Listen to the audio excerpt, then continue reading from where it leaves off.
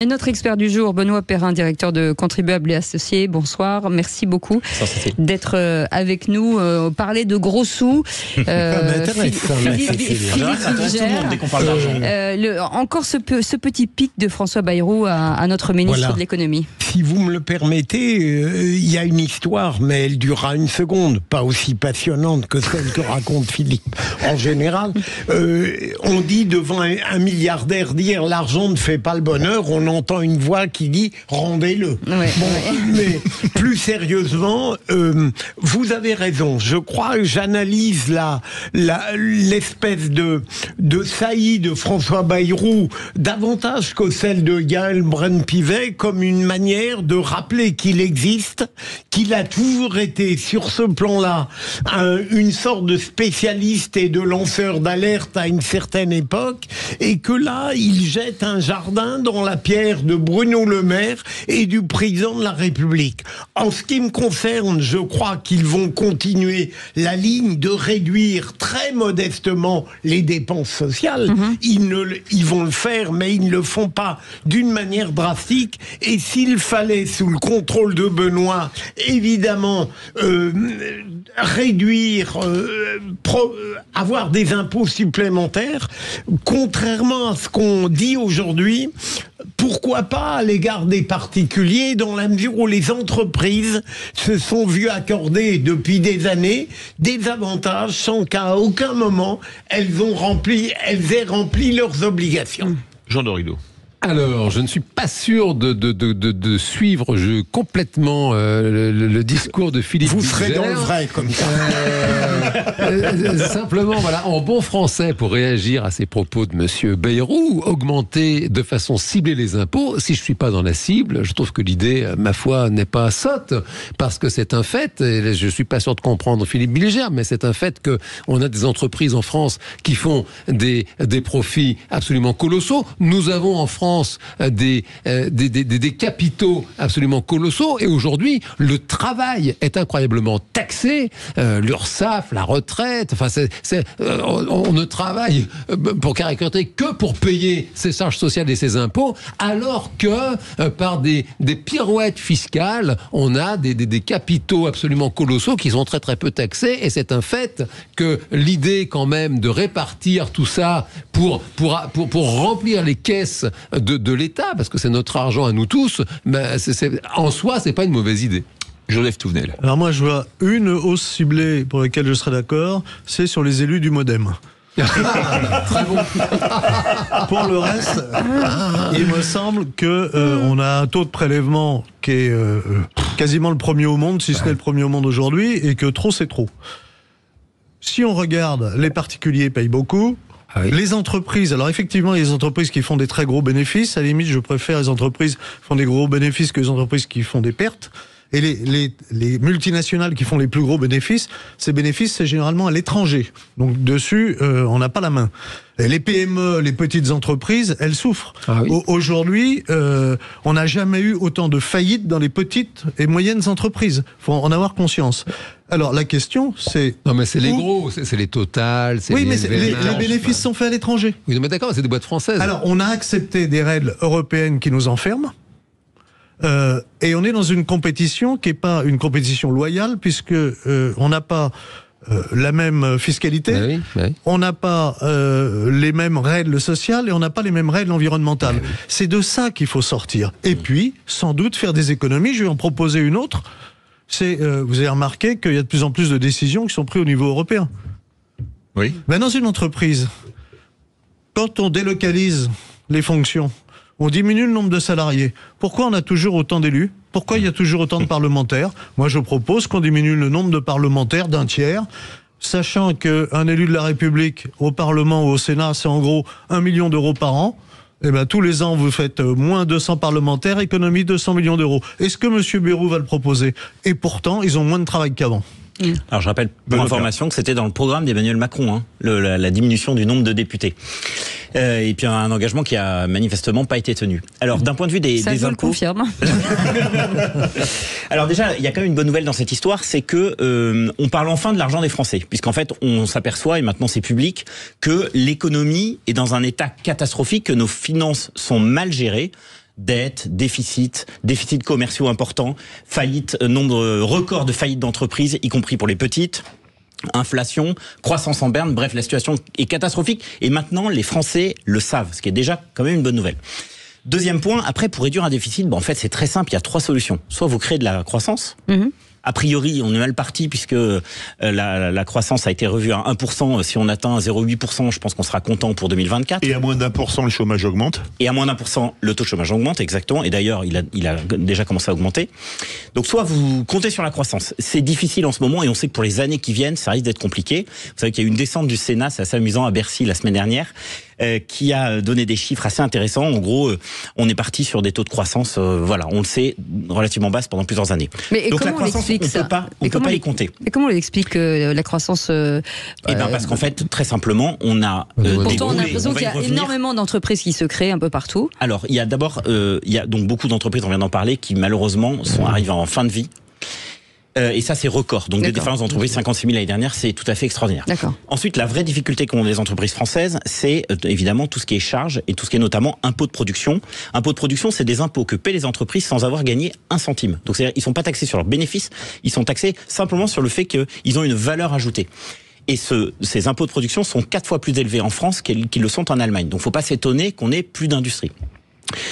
Donc, je reviens à la question sur comment on fait pour régler les déficits. C'est 1, donc on compte sur la croissance. 2, on baisse les dépenses publiques, et ça c'est une solution qui est adoptée par le gouvernement. Et 3, on augmente les impôts, et sur l'augmentation des impôts, juste un chiffre, on est champion d'Europe des impôts, on était en compétition avec le Danemark depuis des années, et aujourd'hui on a un taux de prélèvement obligatoire d'à peu près 45,4%, ce qui est un chiffre record.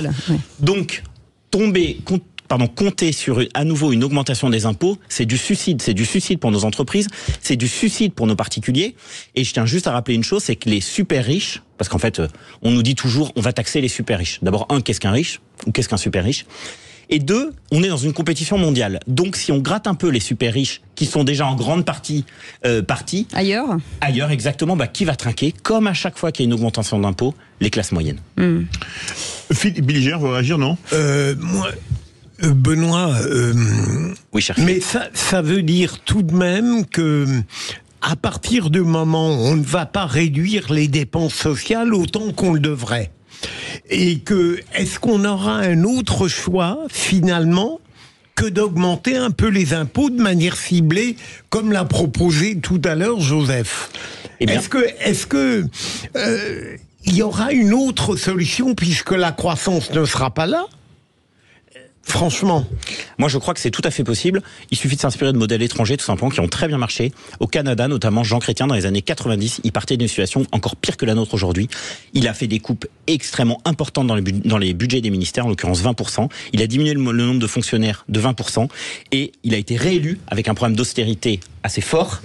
Et la croissance et les excédents budgétaires sont revenus après. La Suède a fait la même histoire a eu le même chemin dans les années 90. Oui, donc, c'est possible. Réduire des fonctionnaires, c'est pas entendable en France. Pourquoi c'est pas entendable ? On en a embauché.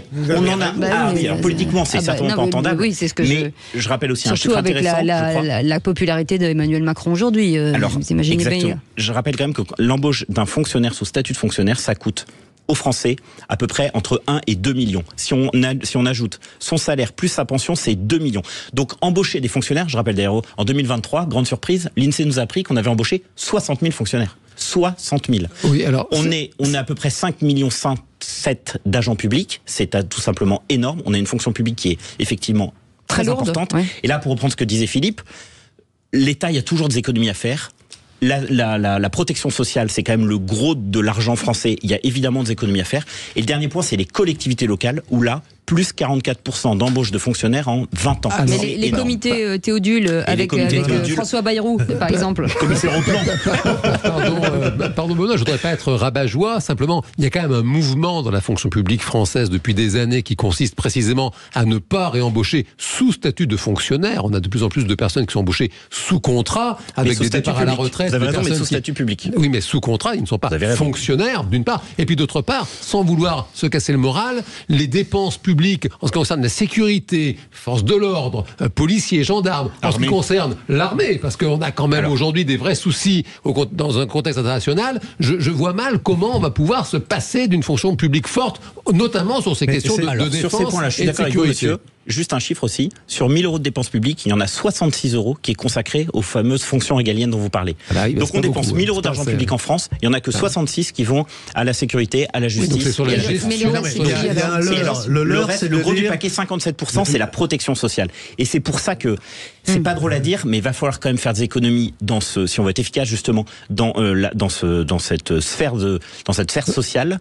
Mais c'est le pognon de dingue, c'est le pognon de dingue de notre président. Exactement. Parce qu'en fait, c'est là qu'il y a l'argent. C'est la fameuse loi de Pareto. Si vous voulez être efficace, faut évidemment piocher dans les exactement.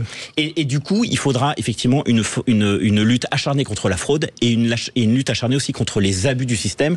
Je crois que quand on va, on sait bien. Il y a des gens commencé. C'est de parler le social comme si c'était ou les fonctionnaires. Non.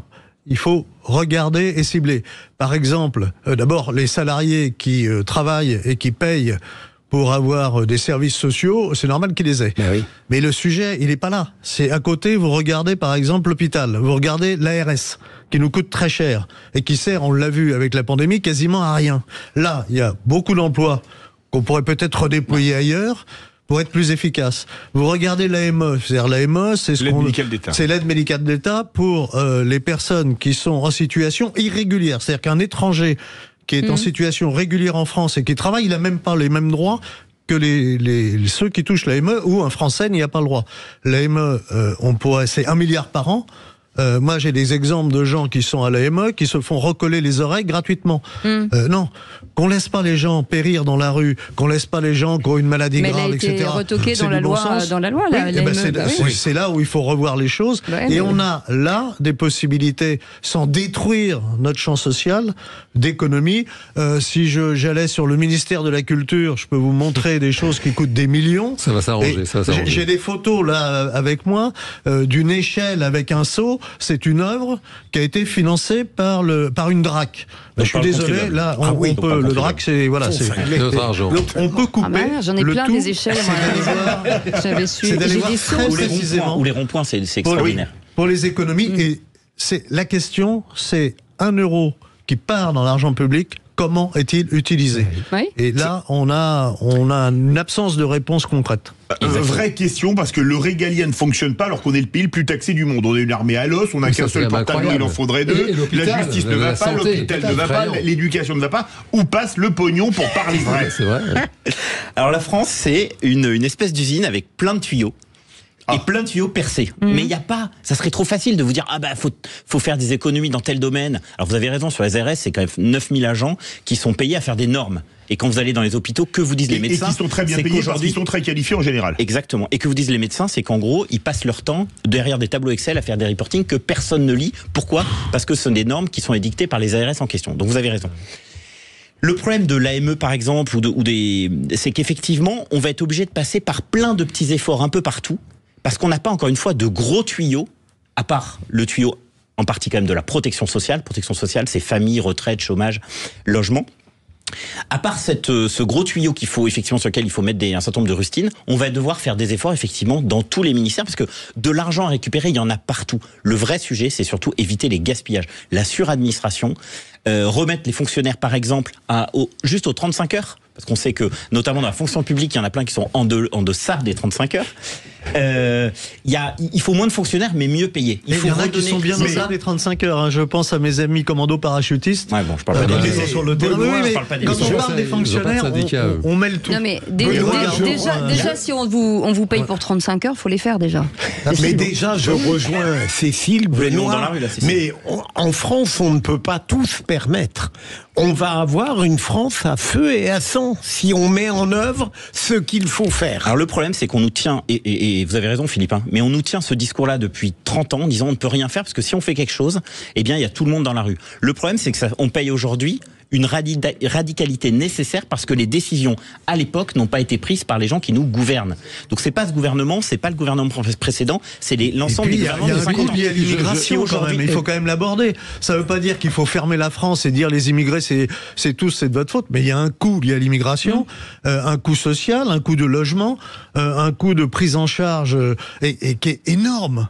53 milliards par an. Mais il y a aussi toutes ces lois qui sont promulguées, sur lesquelles il n'y a jamais de bilan. On ne sait pas si ça fonctionne, si ça fonctionne pas, ça aussi c'est un sujet. Alors le vrai sujet, c'est qu'effectivement, il n'y a jamais d'étude d'impact. Voilà. C'est un très bon exemple. Je cherchais le mot. L'exemple de la fin des voitures thermiques. Maintenant, on le sait. En fait, ça a été décidé de manière presque unilatérale et pour pas dire idéologique, sans étude d'impact, sans se dire, finalement, comme le DPE. Comme le DPE, exactement. Voilà, donc on se retrouve avec des lois qui sont pondues au nom d'idéologie, sans juste se poser la question, quelles seront les conséquences concrètes de la loi qu'on va mettre en place. Merci beaucoup, Benoît Perrin, d'avoir été avec nous, directeur du Contribuables et Associés.